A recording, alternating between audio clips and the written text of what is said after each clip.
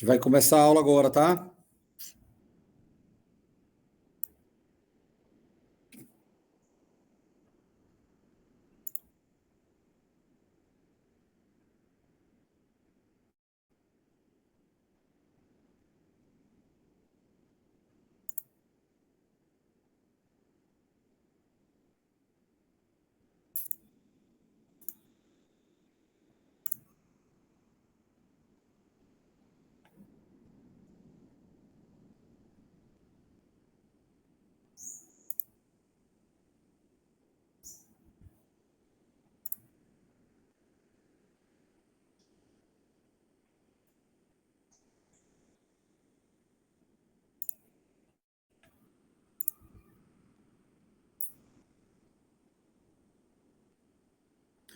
Estão conseguindo ver aí, pessoal?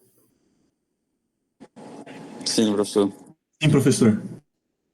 Dá para ver, já tá disponível a apresentação? Já estão conseguindo ver a apresentação? Não, só tá vendo a tela cheia mesmo, professor. O slide na base do PowerPoint. Só um pouquinho.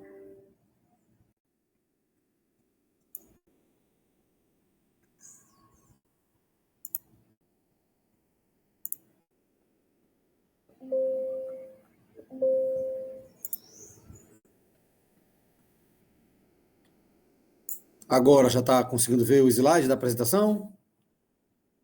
Não, professor. Oxente. Professor, é que como o senhor compartilhou a tela do PowerPoint, né, Sim. a aba do PowerPoint, o senhor vai ali na parte inferior direita, tem um livrinho, tipo, como se fosse o ícone de um livrinho. É o terceiro ícone da esquerda para a direita. Aí se o senhor clicar ali, vai aparecer esse. Opa. Sem ser esse o outro, da esquerda. Isso. Agora vai aparecer. Perfeito. Apareceu. Apareceu? Sim. Ok, pessoal. Dando continuidade, então, ao programa teórico da disciplina de urologia, hoje a gente vai falar sobre bases da uropediatria. Eu vou falar de duas patologias bastante incidentes e que têm bastante relevância, tá? Na urologia infantil. Eu sou o Dr. Petros Oliva, sou urologista pediátrico, na verdade sou o único urologista pediátrico daqui do nosso estado e trabalho exclusivamente com urologia infantil há mais de 16 anos, e aí já venho trazer para vocês informações exatamente sobre essas patologias que são importantes, porque elas têm um impacto grande na saúde das crianças, né, dos pacientes que eventualmente têm esse problema, tá? A gente vai falar de hidronefrose antinatal, e dentro da hidronefrose antinatal, a gente tem uma condição que está associada, que é o refluxo vésico-ureteral. A hidronefrose antinatal, o nome da patologia já é autoexplicativo, né? A hidronefrose é uma dilatação no rim, contendo urina, certo?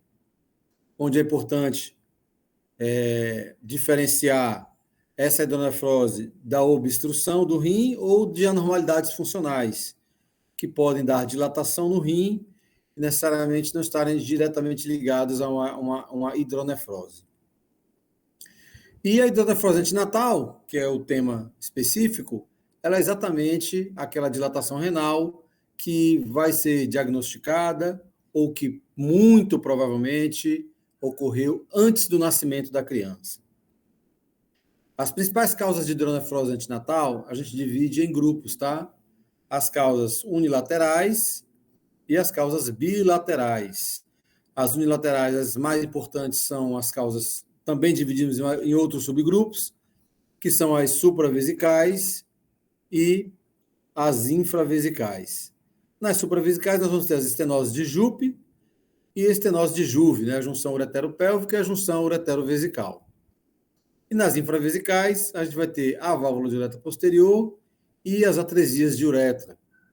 São as principais causas de hidronefrose unilateral. Na hidronefrose bilateral, também dividimos em dois grupos, supravesical e infravesical. Supravesical temos a estenose de Jupe, a estenose de Juve, igual à unilateral, certo? Mas também tem a displasia renal multicística e as ureteroceles, tem um potencial muito maior de você ter hidronefrose bilateral. E nas hidronefroses infravesicais, a gente vai ter especialmente a válvula de uretra posterior. O diagnóstico da hidronefrose, ele é feito pelo ultrassom, tá? É um diagnóstico por imagem, ultrassonográfico. O ultrassom, ele consegue identificar as alterações na criança cuja mãe está fazendo um pré-natal correto, um acompanhamento correto no pré-natal, tá? Então, cerca de 1 a 1,4% das crianças que nascem, elas têm alguma anomalia fetal diagnosticada pelo ultrassom. Então, é importante ter esse número em mente, tá, gente? Que de todas as anomalias que o ultrassom pode identificar antes da criança nascer, de 20% a 30% são urológicas. E dessas 30%, cerca de 65% são dilatação do rim, são hidronefrose. Então, vocês veem que a hidronefrose ela tem uma incidência alta neste grupo de crianças que eventualmente pode ter uma alteração identificável ao ultrassom. O ultrassom tem uma sensibilidade alta, esse ultrassom pré-natal, que pode identificar 20% de anomalias que estão ausentes ao nascimento, ou seja, a gente identifica antes da criança nascer, mas ao longo do tempo que ela vai transcorrer durante a gestação, essa anomalia ela pode desaparecer. Então, tem uma sensibilidade alta, inclusive, como eu falei, para você ver condições que a criança tinha antes de nascer e que vão trazer para a gente certos cuidados que é necessário ter com essa criança. Tá? Quando a gente compara isso com o ultrassom neonatal, ou seja, com o ultrassom daquela criança que acabou de nascer. Como eu falei, né, as principais causas são distribuídas em unilateral e bilateral, e nesses dois grandes grupos a gente vai ter a obstrução da JUP, com a mais incidente, ocorre em 45% das hidronefroses. O refluxo vésico-ureteral está em torno de 30%. A gente vai falar do refluxo especificamente mais à frente, tá? O mega-ureter primário, em torno de 10%. Duplicidade do ureter com a implantação ectópica do ureter na bexiga está em torno de 7% a 8%. As válvulas de uretra posterior estão aqui destacadas, está em torno de 4% a 5%. E a displasia multicística em torno de 4% a 5% também. Eu destaco a válvula de uretra posterior, gente, porque ela é a principal causa de hidronefrose bilateral. Então, a obstrução da JUP é a principal causa das hidronefroses unilaterais, certo? Acontece também obstrução da JUP bilateral, e a gente vai ter, obviamente, hidronefrose bilateral, mas a principal causa das hidronefroses bilaterais é a válvula de uretra posterior, e tem um significado mais importante porque ela é a que tem maiores, digamos assim, prejuízos para a criança. O prognóstico da nefrose ele depende da época em que essa obstrução é detectada, ou seja, em que momento que o ultrassom identifica essa dilatação. A gente tem como ponto de corte a 20ª semana, mais ou menos no meio da gestação. Então, quando o ultrassom ele identifica essa hidronefrose antes da 20ª semana, a gente vai estar diante, geralmente, de uma displasia renal severa, ou seja, essa criança tem altas chances de nascer com um déficit importante do funcionamento desse rim. E quando essa obstrução, essa dilatação é identificada depois de 20 semanas, a gente vai ter, normalmente, apenas uma lesão tubular, ou seja, é um comprometimento menor da função renal. Então, você faz ultrassom na criança durante a gestação, né, na mãe, de 18 semanas, e não tem nada ali. E faz uma com 22 semanas e identifica algum grau de dilatação, alguma dilatação, o prognóstico é melhor. Quando você faz, por exemplo, o ultrassom com 18, com 19 semanas e já encontra nesse ultrassom sinais de dilatação renal, o prognóstico é pior. Em relação ao prognóstico ainda, a severidade da hidronefrose também é importante para você definir como que essa criança vai evoluir e que problemas ela vai ter, como é que isso vai impactar na vida dela. Então, quando a hidronefrose ela tem um grau maior, né, então a gente tem um prognóstico pior. Então, o grau de hidronefrose, a gente vai já falar sobre isso agora adiante, ele é um grande fator prognóstico, tá? O fato de ser unilateral ou bilateral também, porque quando é bilateral, claro, a gente vai ter aí os dois rins com risco de comprometimento da função. e isso é muito mais grave do que você ter apenas um rim comprometido e o outro está bom. A dilatação ureteral, ou seja, além do rim dilatado, você também ter o ureter dilatado, também é um fator prognóstico. Quando isso acontece, o prognóstico fica pior. Alterações do parênquima renal, aquela criança que já tem um afilamento de parênquima, o rim já perdeu parte do parênquima por conta da dilatação. E o diâmetro da pelve renal, qual é o tamanho, né, na medida dessa dilatação? Esse tamanho, como eu falei, também a gente acompanha a partir da 20ª semana, 22ª semana. Então, quando ele tem um tamanho perto de 1 centímetro, de 10 milímetros, a gente considera como moderado. Quando ele está acima de 10 milímetros, especialmente acima de 15 milímetros, a gente considera como uma dilatação severa ou grave. Aqui a gente tem, gente, a graduação pela Sociedade de Urologia Fetal. Tá? Então, aqui é possível ver de maneira clara as diferenças do grau 1, onde você tem uma dilatação basicamente dentro da pelve renal da criança. O grau 2, você já tem alguma dilatação dos cálices renais da criança. A gente vê que aqui no grau 1 você tem um parênquima renal preservado, tá? O rim está aqui, certo? Você tem um parênquima renal preservado. No grau 2, você já tem uma diminuição do parênquima renal. No grau 3, pelve bem dilatada, com uma dilatação dos cálices e dos infundíbulos, tá? Também com uma diminuição do parênquima renal. E no grau 4, a gente vai ter uma importante dilatação da pelve, com importante dilatação dos cálices, ele já tem esse aspecto aqui, né, cístico, e uma pelve, e um parênquima renal normalmente bem mais diminuído. Então, graduações 1, 2, 3 e 4.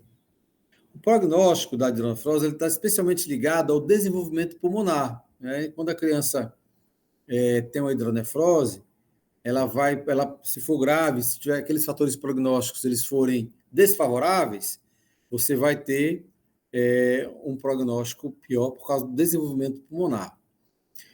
Depois da 25ª, 26ª semana, o líquido amniótico, que é fundamental para o desenvolvimento pulmonar da criança, ele é, em grande parte, urina da criança. Tá? Então, o líquido amniótico, grande parte dele, é a urina da criança. O rim da criança está funcionando, ela faz xixi, ela urina, e vai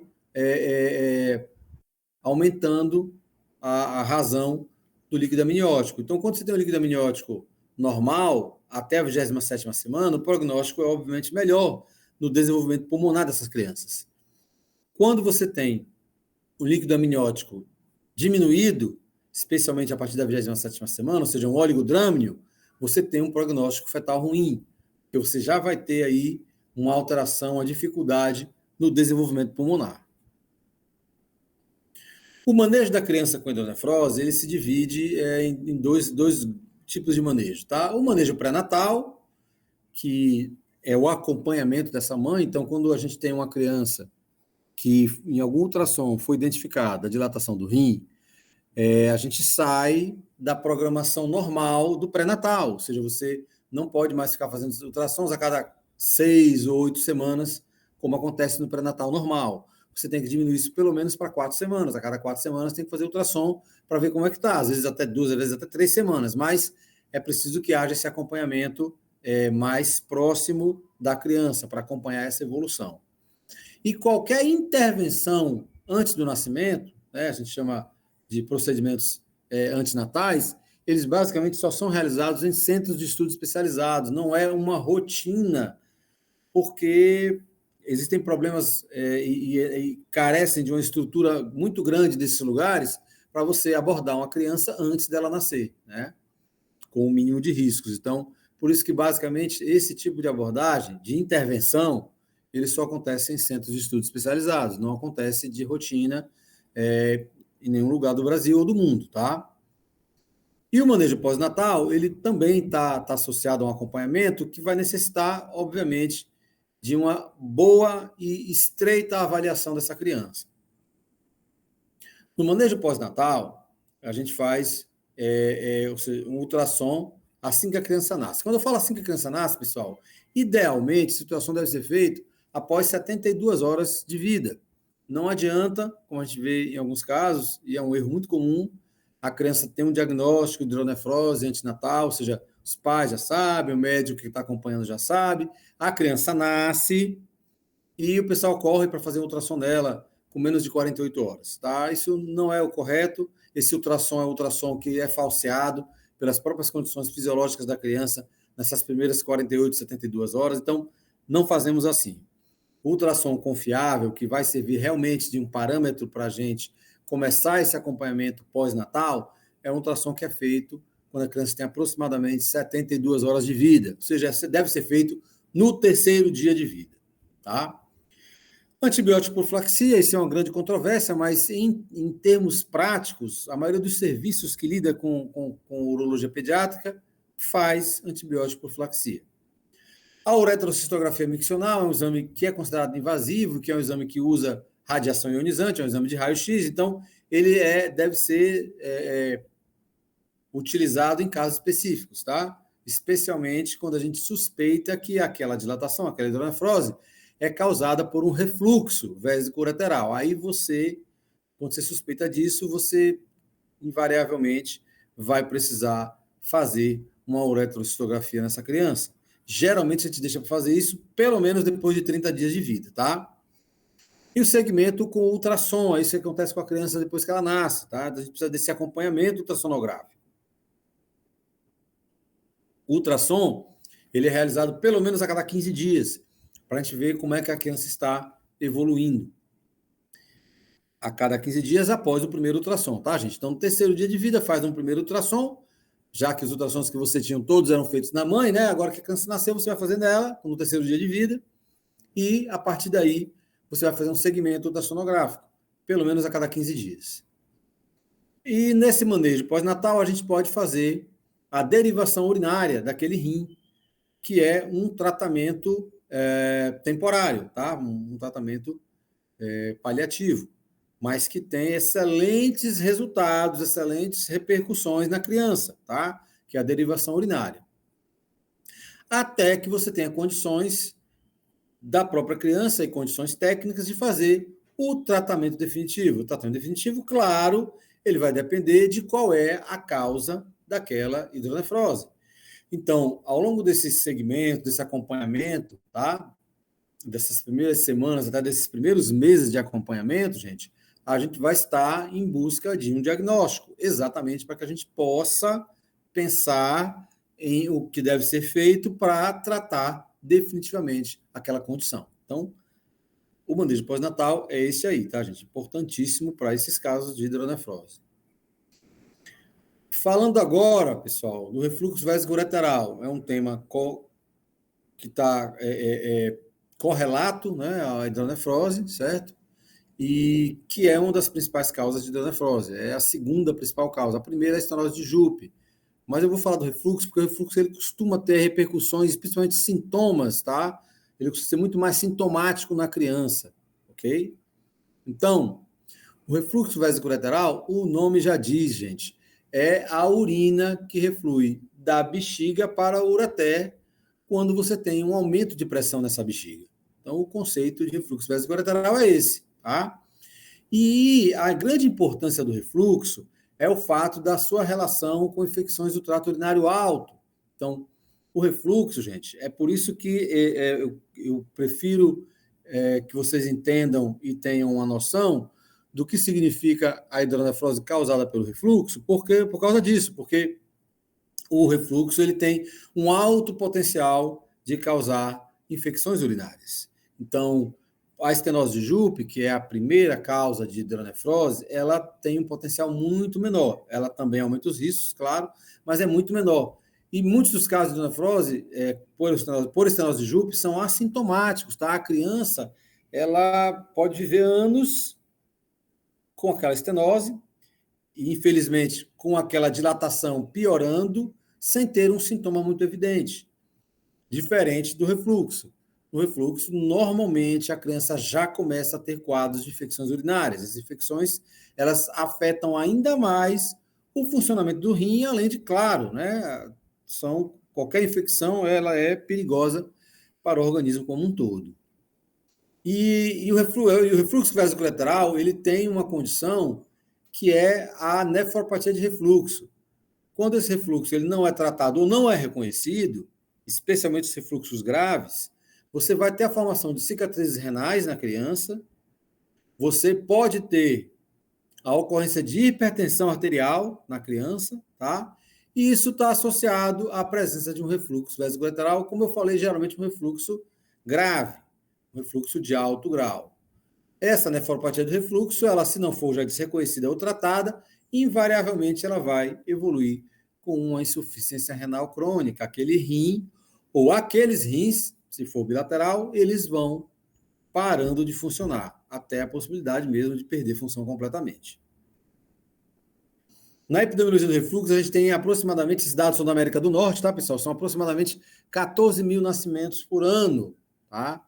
Numa população de aproximadamente 350 milhões de habitantes, que é a população da América do Norte.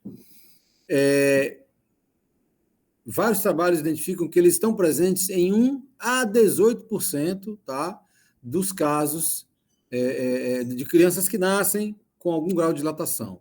Essa proporção é muito variada, porque trabalhos mostraram alguma porcentagem, outros mostraram porcentagens maiores. Então, vai variar um pouquinho da fonte que você tem para que você estime, tá, essa ocorrência. Eles estão relacionados, o refluxo está relacionado com até 70% das infecções do trato urinário, aquilo que eu falei para vocês, ele normalmente ele é sintomático, ele já traz um grande risco de infecção urinária. Menos de 1% dos refluxos eles não têm clínica, ou seja, aquele refluxo silencioso, ele acontece em praticamente 1% das crianças. Então, o grande problema, pessoal, é que o menino, né, o recém-nascido, a criança com menos de 1 ano, ela não sabe falar ou expressar adequadamente o que ela está sentindo. Então, às vezes, é muito comum, eu tenho um histórico de pacientes que chegam comigo com dilatação renal, descoberta tardiamente, tá? Crianças com 2, com 4, com 6, com 8 anos de idade. E quando eu pergunto, quando eu investigo, eu falo com os pais, eu pergunto, ele tinha muita cólica quando era criança? Tinha, doutor, realmente ele tinha problema de cólica, tá? Qualquer coisinha já estava com dor, o abdômen já ficava inchado, a gente já notava que ficava dolorido, ficava sensível, dava os remédios para cólica e melhorava. E essa cólica, pessoal, na verdade, poderia ser, em vez de uma cólica intestinal, que é o mais comum que as mães, os pais, as avós e até os pediatras relacionam muito mais na criança, né, na criança no bebezinho, na criança com poucos dias e meses de vida, a cólica intestinal, na verdade, poderia ser uma cólica renal. Poderia ser, na verdade, uma dor renal que aquela criança, obviamente, não tem como referir. Então, a clínica, às vezes, ela não é reconhecida, tá, gente? Mas ela existe na criança, tá? 85%, essa proporção caiu um pouco, tá? E no Brasil, na América Latina, essa proporção também é menor, de que 85% acontece nas meninas. Na nossa prática, no Brasil, a gente vê que isso acontece em torno de 70% nas meninas, tá? Não é tão alto quanto dados da América do Norte. A cor branca, isso é uma verdade, está em torno de 70%, 75% das ocorrências, ok? E a condição do refluxo, ele é inversamente proporcional à idade. Eu vou explicar isso melhor adiante para vocês, tá? Sobre essa condição do refluxo, ele melhorar com o tempo. Então, quanto mais a idade avança, em termos gerais, menor é o refluxo, tá? Vamos lá. Na epidemiologia, a gente vai ter também anomalias associadas à presença do refluxo. A válvula direta posterior está associada em 50% dos casos de refluxo. Na verdade, quando você tem válvula, 50% daquelas crianças com válvula, aqueles meninos com válvula de uretra, tá? Válvula direta posterior, 50% delas vão ter refluxo presente. A duplicidade ureteral, ou seja, uma anomalia anatômica, onde você tem o ureter duplicado, ele são 2 ureteres num único rim, ok? Especialmente o refluxo acontece na unidade ureteral inferior, no ureter inferior, ok? A síndrome de Prunibelli, que é uma síndrome que tem várias malformações, síndrome genética, tem várias malformações, entre elas uma dilatação de ureter e de rim, que comumente está associada à presença de refluxo. A estrofia de bexiga é uma outra alteração anatômica, que é mais grave, importante e mais rara, tá? Onde você vai ter também a presença e a ocorrência do refluxo. E severas disfunções urinárias, crianças que têm uma bexiga neurogênica, ou seja, uma disfunção no funcionamento miccional, elas têm um potencial muito grande de se apresentarem também com refluxo vesicolateral. A classificação do refluxo é dividida especialmente em refluxo primário e refluxo secundário. O refluxo primário está ligado a um defeito congênito da junção uretero-vesical, ou seja, a juve daquela criança tem uma alteração, tem um defeito, em que permite e propicia a ocorrência do refluxo. Tá? E o refluxo secundário, outro grande grupo, ele está ligado à presença de outras disfunções do trato urinário, a outros diagnósticos, né, outras etiologias de base que vão levar ao refluxo, especialmente a bexiga neurogênica, que acontece normalmente nas crianças que têm algum tipo de disrafismo medular, como, por exemplo, a mielomeningocele, que é o mais comum e importante, portanto, o mais importante de todos, tá? Então, uma bexiga neurogênica devido a um disrafismo medular, que geralmente é uma mielomeningocele, e também por conta de patologias obstrutivas, como as disfunções do trato urinário, como a válvula de uretra posterior e as ureteroceles. São principais etiologias obstrutivas que podem levar à presença de refluxo. E infecções, elas podem desencadear refluxo em crianças que têm ali uma junção uretero-vesical limítrofe, ou seja, a criança não tem infecção, ela não tem um refluxo, o refluxo dela é de baixo grau. Ela apresenta um refluxo urinário, acaba que esse refluxo piora durante a vigência daquela clínica infecciosa, tá? Então, o refluxo secundário está ligado especialmente a essas condições que eu falei. A graduação do refluxo é importantíssimo, porque isso aí está muito ligado ao fator prognóstico, né, daquela criança que tem refluxo, que também vai nos guiar em relação ao tratamento. O grau 1 vai de grau 1 a 5. O grau 1 é o refluxo que você vê apenas no ureter. O grau 2 vai do ureter até, o refluxo da urina chega até a pelve renal. No grau 3 você vai ter alguma dilatação já de pelve, mas com pouca dilatação de cálices, geralmente sem tortuosidade do ureter. O ureter está dilatado, mas ele não está tortuoso. Um refluxo de grau 4, você já tem uma dilatação moderada, dos cálices, inclusive, mas também ainda sem uma evidente tortuosidade do ureter. Ou seja, o ureter também pode estar mais dilatado, mas normalmente ele não está tortuoso. E no grau 5, você tem uma dilatação importante no rim, na pelve, tá? Uma dilatação severa, com a presença de uma tortuosidade ureteral. Aqui, pessoal, é mais fácil a gente entender vendo. Então, é isso que acontece nos graus de refluxo. No grau 1, de refluxo vai só até o ureter. No grau 2, ele vai até a pelve renal. No grau 3, você tem uma dilatação um pouco maior, inclusive de ureter, onde você tem discreta ou pouquíssima dilatação de cálices. No grau 4, você vai ter uma dilatação universalmente maior, inclusive com a dilatação dos cálices, tá? E no grau 5, você vai ter geralmente uma dilatação mais grave a nível de pelve renal e de cálices, às vezes nem tanto, tá, pessoal? Mas geralmente você vai ter uma dilatação mais grave alta, mas com a presença de um dólico ureter, isso que estão vendo aí, né? Um ureter tortuoso, dilatado e tortuoso. A apresentação clínica do refluxo, geralmente, como já foi dito, está ligada a infecções urinárias. A presença de infecções urinárias, geralmente, criança que tem infecções urinárias recorrentes. E também a ocorrência de pielonefrite. Como o refluxo ele leva a urina até o trato urinário alto, até o rim, então o grande risco de pielonefrite está associado à apresentação do refluxo. E isso piora ainda mais o funcionamento do rim. A ocorrência de quadros febris não esclarecidos é importante ter muito cuidado com isso, tá? Muitas crianças vão no postinho, chegam no pediatra com histórico de febre, sem nenhum sintoma gripal, sem nenhum sintoma gastrointestinal, e aí o pessoal diz que é virose, o pessoal diz que é o ouvido, alguns falam que é a garganta, a avó fala que é o dente que está nascendo, e essa febre fica, na verdade, sem um diagnóstico preciso. E pode estar se tratando de uma infecção urinária não reconhecida, tá? Que geralmente está associada à presença de refluxo. Então, também é importante ver a ocorrência de anomalias geniturinárias, como eu falei, o refluxo secundário está associado a outras patologias de base, então, quando você identifica uma patologia de base que tem potencial de causar refluxo, é importante você investigar se já existe refluxo nessa criança, tá? E o diagnóstico pré-natal, como eu falei, a ultrassom ele pode evidenciar alterações ao nascimento, ou antes do nascimento, que podem estar relacionadas com refluxo.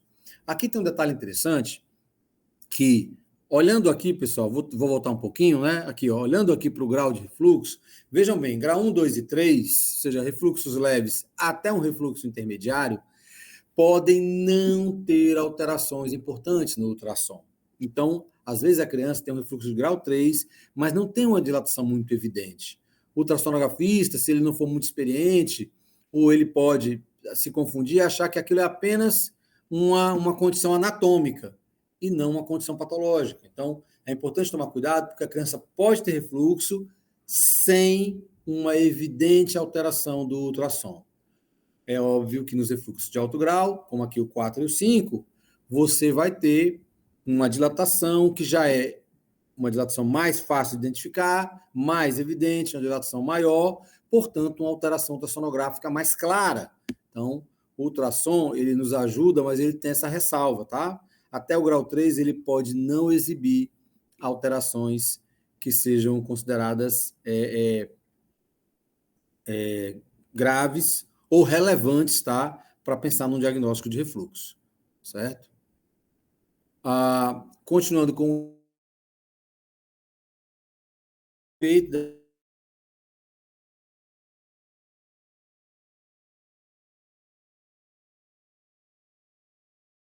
com você com histórico de infecção de repetição e você suspeita de um refluxo, você primeiro trata a infecção, tá? Tira ela daquele quadro infeccioso, aquele quadro agudo, para você poder fazer esta investigação diagnóstica. O principal exame que vai nos ajudar no diagnóstico é a uretrocistografia miccional. A gente também pode ter o estudo urodinâmico, especialmente nas crianças que têm alguma alteração de dirracismo medular, como a mielomeningocele. O ultrassom, que idealmente seria ultrassom com ecocontraste, não é feito de rotina em nenhum lugar, tá? Só em lugares muito específicos, ou centros de estudo. A cintilografia renal, pelo DMSA, principalmente, e a cistografia radioisotópica, que é a cintilografia da bexiga. Então, esses exames, eles vão nos ajudar, vão nos guiar, ou que vão permitir o diagnóstico do refluxo. Especialmente, pessoal, a uretrocistografia miccional. Aqui a gente tem uma uretrocistografia miccional. Eu espero que a imagem esteja boa para vocês. Se estiver num lugar muito iluminado, pode ter um pouco de dificuldade para ver, gente. Mas olha só, nessa uretrocistografia a gente vê uma bexiga cheia, ou seja, uma bexiga repleta, ou seja, uma bexiga com pressão aumentada. Então, quando a bexiga está muito cheia, obviamente a pressão dentro dela aumenta. Quando essa pressão aumenta, o que pode acontecer? Nesse caso, por exemplo, esse uretrocisto mostra claramente um refluxo à direita, tá? Vejam, isso aqui é um kink ureteral, tá? Um acotovelamento do ureter, que a gente não considera como tortuosidade, tá? Isso é apenas uma alteração, uma variação anatômica, tá? Mas a gente vê que já tem algum grau de dilatação do ureter e que esse refluxo ele chega até o rim, certo? Já levando a uma retificação dos cálices. Ou seja, isso aqui é um refluxo de grau 4. Tá? Você tem uma dilatação de ureter, tem uma dilatação de pelve e tem uma retificação, quase um baqueteamento, como a gente costuma chamar, dos cálices renais do lado direito. Então, é um refluxo de grau 4 à direita. Só que, se você for cuidadoso e observar, você vai ver que à esquerda nós também temos a presença de um refluxo. Olha como ele é bem mais discreto, tá, gente? E é menos evidente. No entanto, como eu falei, se você conseguir ampliar um pouquinho mais ou conseguir ver ela com clareza, você vai observar que os cálices do lado esquerdo, eles não perderam a sua forma de taça, por isso são chamados de cálices, né? Então, a gente tem um refluxo de grau 4 à direita e de grau 3 à esquerda. Ou seja, aqui a gente tem uma criança com refluxo vesicolateral bilateral. né, claramente e facilmente identificável através da uretrocistografia miccional. Por isso que ela é o exame padrão ouro para a confirmação diagnóstica e também para o prognóstico e tratamento, porque é o exame que vai nos dar qual que é o grau do refluxo, como eu acabei de mostrar para vocês. Então, sabendo o grau do refluxo, a gente sabe quais são os melhores tratamentos para aquela criança, certo? O tratamento do refluxo, agora falando dele, então, ele pode ser dividido em clínico, tá? Onde a intenção do tratamento clínico é evitar a ocorrência de pielonefrites, certo? Ou de infecções do trato urinário recorrentes, com a formação de cicatrizes renais, que podem desencadear a formação de cicatrizes renais. Então, a intenção do tratamento clínico é evitar que a criança tenha infecções repetidas e que haja infecções do trato urinário alto, levando a pielonefrite. Então, a gente tenta evitar isso clinicamente. Como é que a gente tenta evitar isso clinicamente? Com antibiótico profilaxia. Antibiótico profilaxia ela é uma grande controvérsia da urologia em qualquer nível, tá? A profilaxia, afinal de contas, ela funciona, resolve, ajuda? Tem trabalhos que mostram que sim, tem trabalhos que não conseguiram apresentar uma diferença importante na evolução das crianças que faziam profilaxia para as crianças que não faziam profilaxia. Então, é uma grande controvérsia da urologia. Mas, como eu falei, em termos práticos, quase todo mundo que lida com urologia infantil prefere fazer a profilaxia, como eu, por exemplo. Em casos específicos, eu prefiro fazer a profilaxia na criança.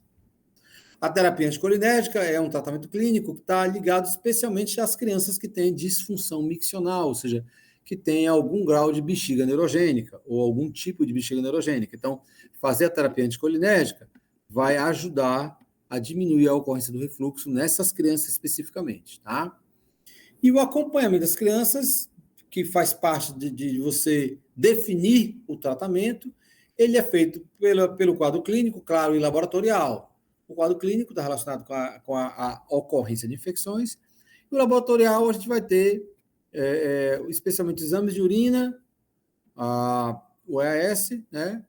O ultrassom, nos exames de imagem, e principalmente a uretrocistografia miccional. Também é possível utilizar a cintilografia, especialmente em casos de criança que tem um rim mais dilatado, e a gente já suspeita, ou ela já tem indícios mais evidentes de uma diminuição da função daquele rim. Tá? Então, o acompanhamento ele acontece através, obviamente, do acompanhamento clínico da criança e por exames de segmento, tá? Exames laboratoriais e exames de imagem.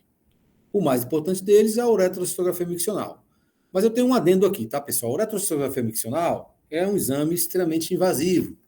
A gente, explicando ele rapidamente para vocês, tá? Primeiro de tudo, não deve ser feito com a criança sedada, ou seja, a criança tem que estar acordada. Você pegar um bebezinho e fazer um exame com ele acordado, é sempre complicado. E principalmente para os pais, né? Ver a criança passar por um exame daqueles é sempre complicado, tá? A criança tem que estar acordada, você passa uma sondinha para cateterizar a bexiga da criança, você esvazia a bexiga da criança por aquela sonda, aí você vai fazer uma sequência de filmes de raio-x e você depois enche a bexiga da criança com contraste e espera desencadear o reflexo de micção para tirar a sonda e deixar a criança urinar sozinha. Durante todo esse processo são feitos vários filmes de raio-x, várias imagens de raio-x, ou seja, tem radiação que soa, bastante radiação, e tem essa condição da invasividade do exame. Então, apesar de ser o melhor exame para o diagnóstico e também para o acompanhamento e seguimento dessas crianças, é um exame que eu, por exemplo, só lanço mão quando a gente não tem mais outra alternativa, não tem mais outras possibilidades. Quando não tem jeito, precisa fechar de maneira inequívoca o diagnóstico. Aí eu solicito uma uretrocistografia miccional. Infelizmente, acontece de chegar no consultório, chegar crianças conosco que, sem um motivo muito claro e muito plausível, foi solicitado e passaram pela situação de fazer uma uretrocistografia miccional. Tem pai e mãe que chegam com a gente no consultório e falam, doutor, peça qualquer coisa, menos aquele diabo daquele exame que mete uma sonda no meu filho ou na minha filha. Então, é realmente um exame que tem muita resistência dos pais, porque é um exame extremamente desconfortável, invasivo e que tem essas suas considerações, especialmente pelo uso da radiação. Então, a uretrocistografia, mesmo com toda a importância dela, deve ser indicada de forma muito criteriosa. O tratamento depois do clínico, a gente vai ter o tratamento cirúrgico. Muitos dos casos de crianças com refluxo, eu diria que a maioria, vai precisar de cirurgia para tratar. Especialmente aqueles casos que são os casos primários, porque a condição é uma condição anatômica que leva àquele refluxo. Existem mecanismos valvulares na bexiga que não estão competentes na criança que tem refluxo. Então, quando aumenta um pouquinho a pressão da bexiga, já ocorre o refluxo. Então, para você tratar, as indicações cirúrgicas são para exatamente você criar cirurgicamente esses mecanismos anti-refluxo, tá? As indicações do tratamento cirúrgico são: a criança já está fazendo tratamento clínico, gente. Como é que você vai migrar do tratamento clínico para o cirúrgico? Por que você vai sair do clínico para o cirúrgico? Claro, se o clínico sozinho não estiver funcionando. Então, continua tendo infecção recorrente ou pielonefrite, tá? Ou ITU sintomática, aquela criança que sofre quando tem infecção urinária, tem disúria importante, tem febre, fica com astenia, não come. Então, essas condições clínicas, elas são indicativas da criança que precisa do tratamento cirúrgico, já que a antibiótico profilaxia, que é o tratamento clínico, né, de escolha, não está resolvendo, não está funcionando, não está sendo efetivo. Tá? A má adesão ao tratamento, isso é uma condição muito importante. Na prática, é muito visto isso, tá, pessoal? Porque a antibiótico profilaxia, gente, o conceito de profilaxia é você tentar dar uma camada extra de proteção para aquela criança, né? Abordar o problema antes que ele venha a acontecer, né? Isso é a profilaxia. Então, como é que funciona a profilaxia? Você vai dar uma subdose de um antibiótico todos os dias para aquela criança. Por quanto tempo? Podem ser 6 meses, pode ser 1 ou 2 anos. Aí você imagina, você dizer para o pai, para a mãe, que o filho dela, que a filha deles vai precisar tomar um antibiótico todo dia por 1 ano. Tem muito pai, muita mãe que resiste a isso. Às vezes começa o tratamento, começa a profilaxia, faz às vezes até por alguns meses, 2, 3, 6 meses, mas tem hora que não vou dar mais antibiótico para minha filha, não quero mais, não, doutor, ela já não está mais gostando, já não está conseguindo mais tomar, ela está tendo já diarreia, ela está tendo problema com antibiótico, e aí desiste o tratamento, uma adesão ao tratamento profilático. Ele tem uma alta taxa de, digamos assim, abandono, né? As infecções que podem ocorrer também por bactérias resistentes são uma indicação de tratamento cirúrgico. A persistência do refluxo até a puberdade, tá? O refluxo, gente, como eu falei, o refluxo primário, ele já geralmente está associado a uma condição anatômica, existe a ocorrência de que a criança, ao longo do crescimento, ao longo do tempo, né, ela vai crescendo, o tempo vai passando, você vai tendo uma melhoria, ou seja, uma maturidade daqueles mecanismos antirrefluxos. Então, é muito comum a criança ter um refluxo com uma certa idade e, ao longo do tempo, esse refluxo ir melhorando ou mesmo ele chegar a desaparecer espontaneamente. Só que ele tem aí um nível onde isso possa acontecer. Então, por exemplo, a criança nasceu com refluxo grau 2. Identificamos o refluxo grau 2, a criança com 30 dias de vida. Faz a profilaxia e aguarda.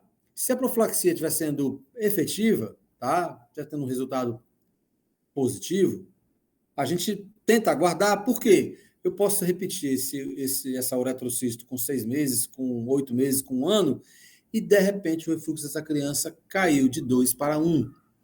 Ou, em alguns casos, como eu já vi, depois de 1 ano, por exemplo, cair de 2 para 0, ou seja, não ter mais refluxo. Então, o que aconteceu?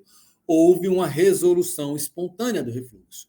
No entanto, por uma lógica muito simples, se o refluxo for de alto grau, a chance dele desaparecer ela é quase nenhuma. Ele pode até diminuir, sair de um grau 4, 5, até para um grau 3 ou 2, mas ele zerar é muito improvável.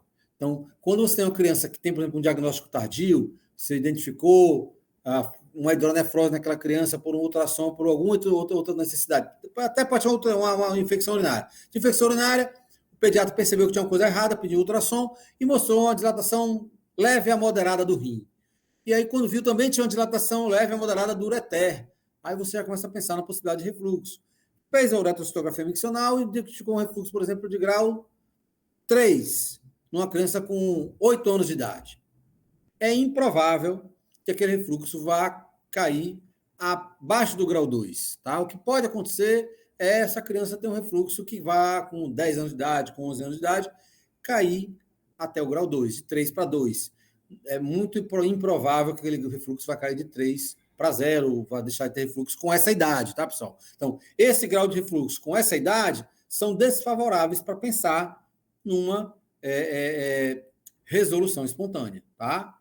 Então, a outra indicação, o refluxo com grau e idade improváveis para resolução espontânea. É um detalhe interessante que a gente tem que lembrar como lógico, né? Se a criança tem, com 2 anos de idade, um refluxo grau 3, provavelmente ela nasceu com um refluxo maior. E esse refluxo teve essa melhora espontânea, que acontece na maioria dos casos, teve essa melhora espontânea ao longo daqueles 3 anos de vida da criança, e ela chegou ao terceiro ano de vida com um refluxo de grau 3, mas ela provavelmente nasceu com um refluxo maior, possivelmente um grau 4, tá? Então, ela é preciso também ter esse tipo de raciocínio, tá?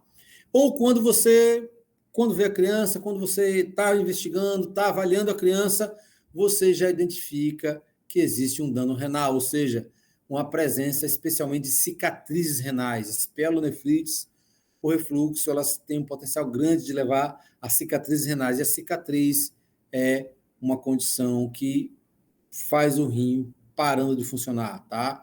A presença de cicatrizes renais, elas são indicativos de perda de função. Outra coisa que encoraja muito o tratamento cirúrgico são os resultados do tratamento cirúrgico, pessoal. O tratamento cirúrgico, quando ele é executado tecnicamente por um profissional que tem experiência, porque a habilidade, tá? E o conhecimento técnico de quem está fazendo a cirurgia, em qualquer cirurgia, são fundamentais para o melhor resultado, tá? Ou seja, se o profissional ele tem uma experiência de 10 casos naquela cirurgia, ele vai ter um resultado. Aquele profissional que tem uma experiência de 50 casos, ele vai ter outro resultado. Então, a correção do refluxo em mãos experientes, em profissionais que tenham a capacitação técnica, ela chega a 99% de resolução do refluxo com a cirurgia. Varia de 95% a 99%. E as complicações do tratamento cirúrgico, eles são menos de 2%. Tá? Em termos gerais, quando a gente fala em tratamento cirúrgico, o que é aceitável para complicação, gente, está entre 3% e 5%. Então, um nível de complicação em torno de 10% é abaixo, tá, do que a gente já considera aceitável, ou seja, é uma cirurgia segura, com bons resultados, desde que realmente seja feito por um profissional bem capacitado, bem habilitado. Eu já fiz, eu acho que umas 100 cirurgias de refluxo, ou perto disso, tá? Por exemplo, eu tive só um caso que o refluxo ele permaneceu. Na verdade, a criança tinha um refluxo de alto grau, refluxo grau 4, e a gente operou e aconteceu no segmento, né, alguns meses depois, a gente fez a uretrocisto e o refluxo tinha caído para grau 1. Ou seja, a gente conseguiu uma melhora importante do refluxo, daquela condição de refluxo. E a criança pôde continuar vivendo, crescendo, se desenvolvendo com aquele refluxo grau 1, praticamente sem sintomas. Então, é um refluxo, os refluxos de baixo grau são refluxos que têm poucos comprometimentos da criança, né? Então, a gente conseguiu melhorar essa condição da criança. Então, acho que de quase 100 crianças operadas, apenas uma, a cirurgia não zerou o refluxo dela. Tá? Então, isso é uma estatística muito importante quando você leva isso para os pais, né, pensando na indicação do tratamento cirúrgico.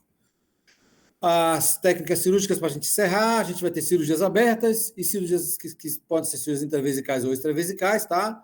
E que o objetivo da cirurgia, pessoal, é criar um mecanismo valvular na JUV, na junção ureterovesical, ou seja, o objetivo da cirurgia, como é de quase todas as cirurgias que existem, é de você fazer uma mudança na anatomia, você intervir naquela anatomia, para você criar esse mecanismo valvular, tá, na JUV. E essa se divide em cirurgia intravesical e cirurgia extravesical. Deixa eu passar aqui detalhes mais técnicos, tá? A cirurgia intravesical de Cohen é um dos exemplos que a gente tem, na imagem A uma bexiga aberta, onde você destaca o ureter, tá? Você tira o ureter da posição e você cruza ele. Tá? Essa cirurgia de Cohen, originalmente ela foi descrita para a técnica de refluxo, de correção de refluxo bilateral. Então, você cruza por baixo da mucosa vesical, você implanta o ureter para um lado e pega o outro lado, faz a mesma coisa, destaca ele e implanta ele no outro lado, criando um túnel, né, submucoso, onde isso aqui vai permitir um mecanismo valvular, tá? Essa cirurgia, como eu falei, ela pode ser feita bilateralmente, como originalmente foi descrita na técnica, mas também pode fazer ela só de um lado. Como, por exemplo, aqui na figura B, o refluxo só é à esquerda, você pode fazer essa cirurgia só do lado esquerdo, tá? Temos também a cirurgia extravesical de Lich-Gregoire. Esses são os principais exemplos, tá, de tratamento cirúrgico do refluxo, gente. É a cirurgia aberta, a cirurgia de Cohen, e a cirurgia extravesical, onde você não precisa abrir a bexiga, e você aqui a gente está vendo a parede posterior da bexiga, onde você também cria um túnel submuscular aqui, para você formar aqui um mecanismo anti-refluxo nesse ureter, tá? Então, a cirurgia extravesical, abrir a bexiga, tá? Classicamente não é necessário para você fazer essa alteração aqui, essa intervenção na anatomia. Então, as técnicas eu já falei, né? Cirurgia aberta, e também a gente também vai ter procedimentos endoscópicos para o tratamento do refluxo, que consistem na injeção de essas substâncias de volume. Eu vou já explicar o que significa, pessoal. Elas precisam ter efetividade e biossegurança para utilizar na criança. As primeiras substâncias de volume utilizadas foram o Teflon. Só que o Teflon se mostrou problemático, principalmente por alguns casos em que houve uma intoxicação por Teflon. Hoje em dia, basicamente, se usa o dextranômer com ácido hialurônico e o hidrogel, são as principais substâncias que a gente utiliza para o tratamento endoscópico. A indicação ela está relacionada com os riscos que a criança pode ter para fazer cirurgia aberta, então você opta pelo tratamento endoscópico por ele ser menos invasivo, menos traumático para o organismo da criança. Então, essa é uma das indicações principais. E quando também você foca nos resultados, tá? O tratamento endoscópico ele é muito efetivo nos refluxos de baixo grau. E essa efetividade cai demais quando você tem refluxos de graus maiores. Por exemplo, nos graus 1 e 2, o tratamento endoscópico ele consegue resolver entre 90% e 95% dos refluxos. Isso são índices comparáveis ao da cirurgia, né? Da cirurgia aberta. E só que quando você entra no grau 3, já cai para 70%, 75%. Quando você sobe do grau 3, é 40%, e no grau 5 a gente nem indica, tá? O tratamento endoscópico. As principais contraindicações são principalmente a possibilidade de sensibilidade da criança ao agente de volume, tá ok? E o grau também de refluxo são as principais contraindicações para o tratamento endoscópico. E o tratamento endoscópico consiste nisso aqui. A gente tem um esquema aqui que mostra mais ou menos como é que seria, tá, pessoal? Aqui é um diagrama, tá? Um desenho esquemático, onde a gente vai ter a bexiga, os rins da criança, e aqui, né, em evidência, a gente vai ter a JUV, a junção uretero-vesical. Então, aqui a gente tem o interior da bexiga, a parede da bexiga aqui e o ureter, certo? Entrando na bexiga. A gente entra pelo canal da uretra, né, com o aparelho endoscópico, e injeta essa substância aqui, no meato ureteral, tá? Na saída do ureter. E cria este volume, por isso que o nome são substâncias de volume, né? E esse volume aqui, ele vai atuar como uma válvula, vai impedir ou vai dificultar a ocorrência do refluxo, tá? Existem, claro, nuances técnicos para uma melhor efetividade desse tratamento, ok, gente? As considerações finais para o refluxo é que a ocorrência ela é expressiva, especialmente em crianças sintomáticas. Aquela criança tem infecção urinária, é de repetição, desde cedo, vários episódios, precisa pensar em refluxo, precisa investigar a possibilidade de refluxo, tá? As condições controversas do refluxo estão especialmente associadas a antibiótico profilaxia, ao tratamento clínico, tá, gente? Como eu falei, tem trabalho que mostra que tem efetividade, tem trabalho que não mostrou que tem efetividade. O certo é que a criança sem acompanhamento ela vai ter uma evolução desfavorável se ela tiver um refluxo, especialmente refluxo de grau intermediário e alto, podendo inclusive levar à insuficiência renal crônica, né? A nefropatia de refluxo e a insuficiência renal crônica. Então, a criança que tem uma suspeita de refluxo ou que tem o diagnóstico de refluxo não pode ficar sem acompanhamento, tá? A evolução dela tem que ser acompanhada para que a gente possa ver a real necessidade de intervir se o quadro ficar mais grave ou ficar pior. A melhor forma de tratamento, a gente tem várias opções, né? A melhor ainda é um pouco controverso, e antibiótico profilaxia, como eu falei para vocês, até para adultos ela ainda é uma grande controvérsia da medicina e da urologia. É preciso lembrar que no refluxo existe a condição da resolução espontânea, né? Então, crianças que têm grau 1, por exemplo, identificado logo após o nascimento, é muito provável que aquela criança, sem nenhum tratamento, vai sumir o refluxo em alguns meses. 3, 6, 10 meses, aquele refluxo tende a desaparecer por causa da resolução espontânea, por causa da própria maturidade do organismo da criança, tá? Considerar a existência de patologias associadas, você precisa tratar a patologia, né? Você não trata o refluxo, isso é uma coisa que eu, infelizmente, já vi acontecer, né? Crianças que tinham uma patologia de base e trataram o refluxo sem tratar a patologia. O que aconteceu? Não corrigiu o refluxo persistiu ou retornou, tá? A cirurgia aberta, ela, em todas as séries estudadas, ela tem o melhor resultado, e as substâncias de volume, elas agora que estão fazendo mais de 10 anos, né, da sua aplicação efetiva, é que a gente começa a ter estudos a longo prazo que mostram o quão efetivas elas são e quais são as possibilidades de efeitos colaterais, de reações adversas a esse tratamento. Em tese, gente, ela continua sendo muito segura, mas continua também aquela situação de que a indicação melhor para o tratamento endoscópico, com o uso das substâncias de volume, é nos refluxos de baixo grau, especialmente grau 1 e 2. Tá? E a possibilidade da avaliação renal por marcadores. A gente tem estudado, investigado a ocorrência de marcadores que podem ser preditivos para a evolução da função renal daquela criança. Então, a gente tem alguns estudos que estão tentando identificar marcadores, onde você vai ter, a criança que tem aquele marcador, ela vai ter um maior ou um menor chance de desenvolver uma nefropatia, uma alteração da função renal devido ao refluxo, tá? Porque a gente tem, pessoal, crianças com altos graus de refluxo que a função renal está preservada. E a gente tem crianças com refluxo intermediário que já sofrem com o funcionamento do rim. Então, o que acontece? Se a gente conseguir identificar previamente que crianças têm uma propensão maior ou menor para uma disfunção renal, a gente já consegue ser mais agressivo ou mais efetivo no tratamento ou mais cauteloso, menos agressivos no acompanhamento, tá? Então, isso é importante, mas ainda carece de conclusões, tá? Sobre a existência e a significância desses possíveis marcadores renais. Queria agradecer a presença de todos.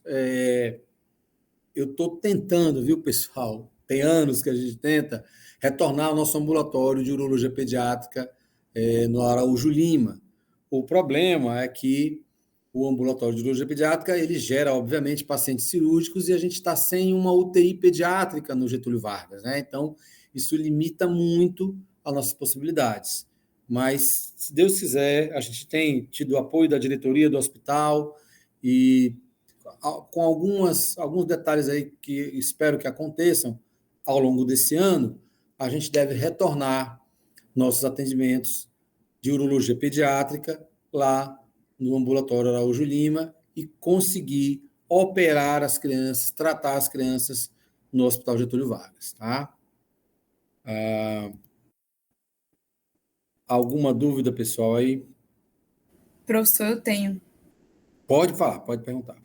O senhor disse que existe, né, muitas vezes, a queda desse grau de dilatação. Então, por exemplo, ele era grau 2... De refluxo, tá? Desculpa, Esther, isso, de refluxo. Exatamente. Ele era grau 2 e ele virou grau 1. Existe o oposto? Ele é diagnosticado com grau 1 e depois ele vira grau 4? Existe, Esther. Especialmente, por exemplo, naqueles refluxos que têm patologias associadas, ou seja, nos refluxos secundários, tá? Se você não trata a patologia secundária, o refluxo, a causa, a base do refluxo, aquela patologia tende a piorar e, acompanhando essa piora, o refluxo também tende a piorar, tá? Então, essa resolução espontânea, eu falei isso, e eu gosto de querer que ficasse muito claro para vocês, que essa resolução espontânea ela está especialmente ligada aos refluxos primários, ou seja, aqueles refluxos que são causados por um defeito, geralmente uma condição anatômica da própria junção uretero-vesical, ou seja, uma imaturidade daquela junção. E ao longo do crescimento e desenvolvimento da criança, essa junção vai se tornando mais madura, mais eficiente, os mecanismos vão melhorando com o próprio crescimento da criança, e aí o refluxo tende a espontaneamente diminuir de grau, tá? Isso, como eu falei, é o que acontece na maioria dos casos, não são todos, obviamente, tá? E estão relacionados especialmente aos refluxos primários. O refluxo secundário, ele tem grandes chances de ter um comportamento inverso, que é piorar com o tempo se você não tratar a causa base. Obrigada, professor. Mais alguma coisa, meninos? Ok. Como eu falei, espero que o nosso ambulatório inicie esse ano, tá? E se isso acontecer, todos estão convidados para irem lá no ambulatório de urologia pediátrica, porque o atendimento urológico pediátrico ele é muito diferente do atendimento de adultos, tá, gente? E é um mundo diferente, é um mundo novo, tá? Você tratar a criança, lidar com crianças, é uma condição bem diferente, tá? De você lidar com adultos, tá? Tem nuances próprias, patologias próprias e, obviamente, uma maneira própria de você tratar e conduzir esses pacientes. Gente, obrigado pela presença de todos, tá? E eu estou à disposição, se vocês tiverem alguma dúvida, quiserem discutir alguma situação, algum caso, tá? Fiquem à vontade, podem me procurar, tá bom? Obrigado, pessoal. Muito obrigado, professor. Bom dia. Bom dia a todos.